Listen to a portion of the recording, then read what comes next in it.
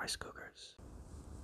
In today's episode, we're going to be running a trial fit of this all-wheel drive K-Series into the RD1 for the first time. Have a look at clearance issues, some changes we might need to make, etc. So yeah, enjoy. Sorry, but I've just realized in the last video, I forgot to connect this up to kind of finalize the install.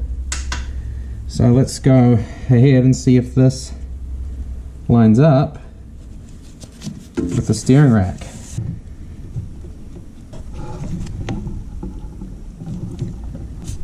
Man, that doesn't want to turn. Maybe that adjustment I made on the back's too tight. Yeah, surely that shouldn't be that tight. Okay, I've got that lined up.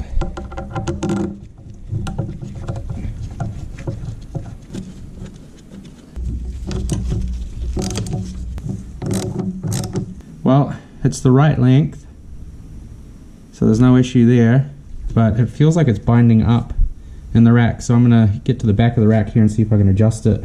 Here, it's on the back of the pinion, and it almost puts pressure on that pinion gear and the actual teeth on the rack. So I feel like I might have over tightened this. So I'm just gonna try and back this off and then loosen the 10 on the back until it feels right. With a hammer and a chisel, I just tap on that edge to break this loose. So now that should allow me to loosen the actual, I don't know what you can call it, but I think it's either a 12 or a 14. This one on the back. So I'm going to back that out and see if this gives me some better steering shaft feel, because it feels not so good. So back it out would be to the left, like so. Okay, let me just try that. Okay, just gave that another test spin, and I'm happy with how that feels, so I'm going to lock this outer ring in place now. As you can see, that turns a lot easier, and the feeling isn't kind of like a bunch of notchy shit, so I think I just over tightened whatever that's called. So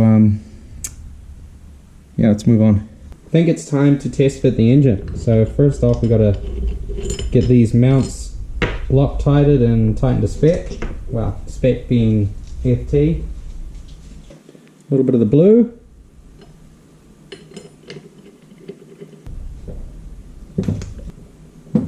I'm happy with that. So that would be the gearbox mount. Okay, now I'll move on to the rear mount, which I'm not actually going to be able to use just yet because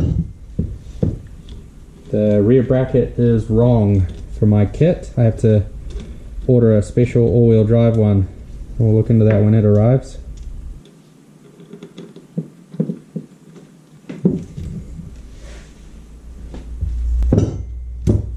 That goes to the EG subframe. That goes to the transmission, and this one is for the engine mount on the cam side, the engine side. Alright, let's look at some instructions and see what's next.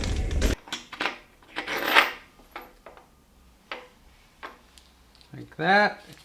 This side's supposed to get the flared nut, and then the other side gets a lock nut and washer.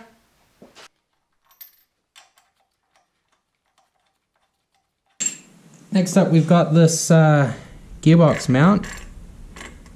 So we're going to extract these two studs. That thread doesn't look all that great. Let's buzz this off real quick and get it out of the way. Got that sent to 1, so it should be pretty gentle.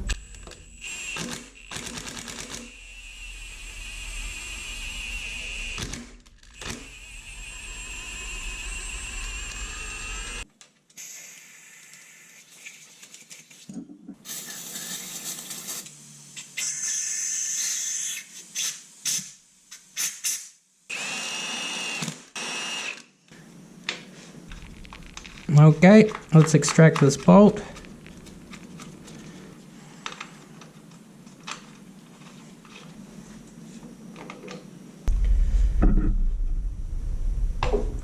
There we go. It's one, move on to the next.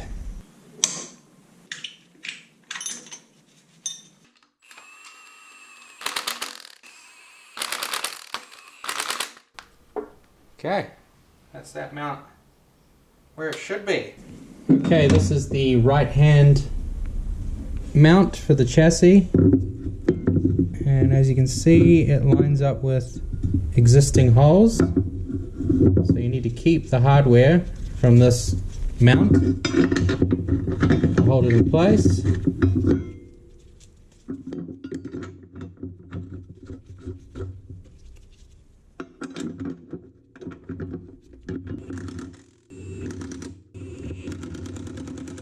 It's got one side ready, now let's move on to the other. Here we are on the left hand side of the car, and we've got pre-existing bolt holes here, which are going to line up like that, and then one underneath. So same again, saving the bolts that you pulled off from the other engine. I believe they're 14s. This one's just a little snug, so I'm going to have to knock this on.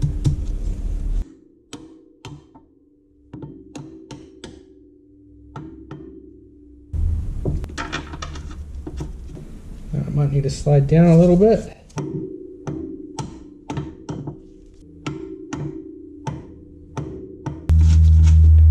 Okay, and one underneath. There we go, that one's lining up now.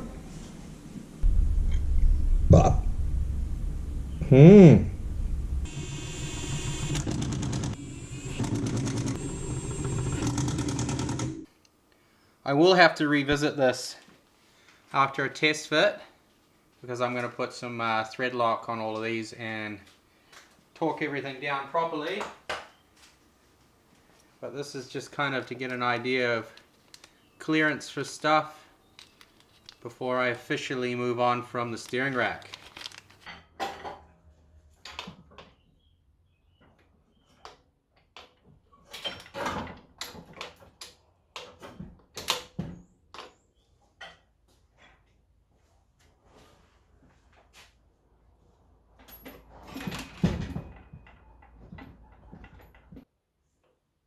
Fail.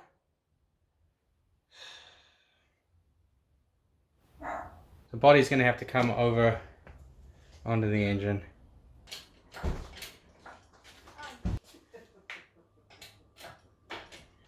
Okay.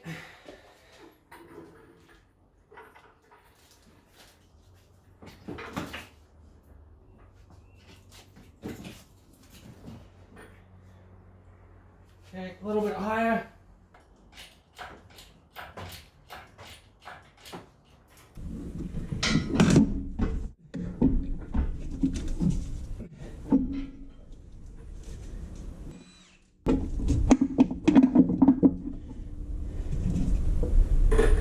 Slowly start dropping it down a bit.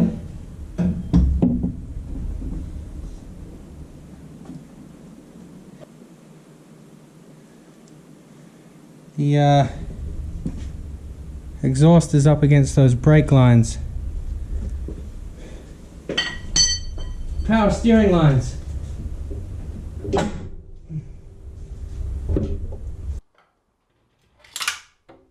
See if we can get it on its jack stands with the engine under it. Right, it's becoming pretty clear that this hasport mount over here has to be completely removed to align all of this. So let's see if I can get this car onto a jack stand, and then we'll leave the engine in the middle like that. It's pretty close. I think that's it. Yeah. Okay, we're back on the jack stands, and the engine can still move around. So I think that's a good place to be. So let's take this off, and then see how much room we have. Got that mount removed. Now I just got to figure out how I'm going to lift it on this end. Would have to back this bolt out here, which I think is a 14.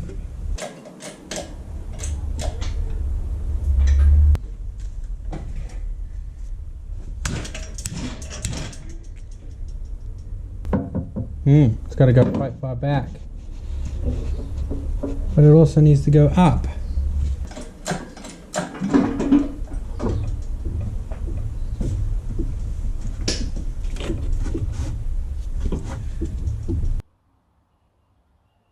Well, that rear bracket on the transmission has to come off. That rear bracket back there, and these rad support brackets look like they're getting pretty close, but I guess we'll see. Okay, this is the mount that was just off the back. That was coming pretty close to that subframe. I may still need these bolts, so I'm gonna have to hold on to that. Oh man, the steering lines.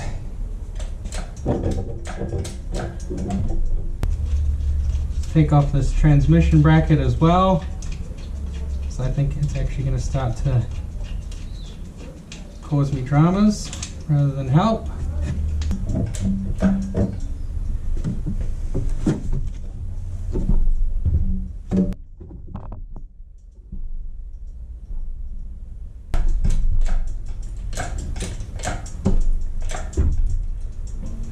Let's see what we got here.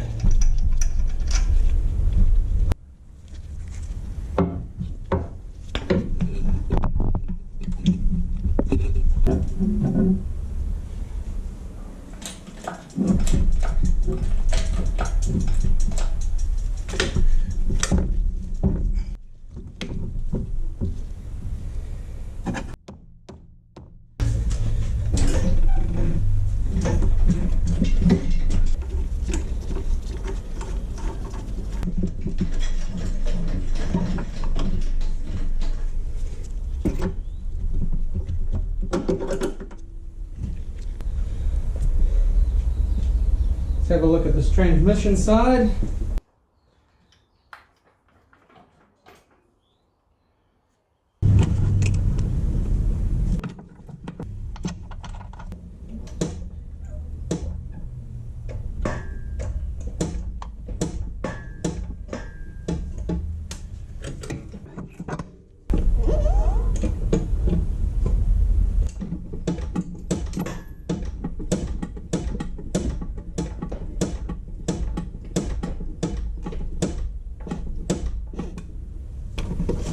Okay, that's one all the way threaded.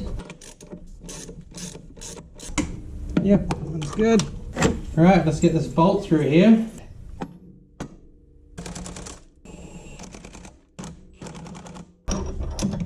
Now I've got to do these up by hand. So, there's no sense watching that. How about that?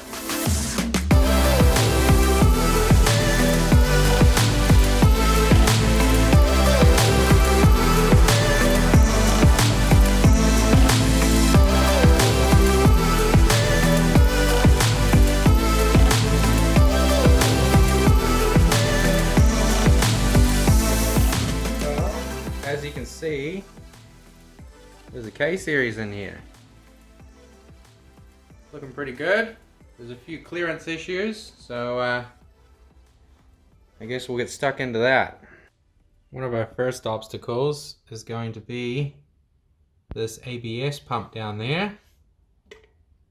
It is very close to the extractors on the exhaust. Granted, there's a heat shield, but still, it's not really something you want that close, so gonna have to look at possibly relocating it up higher or building a heat shield. Maybe a combination of the two, which is kind of a pain. Here we are under the K series at the back, and as you can see, where these lines are for the power steering rack kind of collide with the direction of the exhaust for using the OEM manifold. And I'd imagine even with a K-swap one, these would still probably be a little bit of an issue. So, this mess that I've created, I'm going to have to pull this all out and redesign it, either using OEM lines and changing how I've done the swapping of the pinion, or paying someone to make me some braided lines, or bending me up and flaring me some lines. So yeah, those are the two major concerns, ABS and the brake lines. Other than that, it's not too bad. The clearance for the transfer case is very close, but I'm still yet to drop this whole mounting down lower, so yeah. Gotta tell you, it's pretty good seeing the all-wheel drive K24 setup in here. It's been a long time planning. As you can tell by the video, there's a few things that need to be changed, but that's just part of doing semi-custom stuff like this. So yeah, if you like this K-series stuff and you like all the RD1 content and just Hondas in general, make sure you like, share, subscribe, all that good stuff, because it goes a long way to help me out. So thanks, and we'll see you in the next one.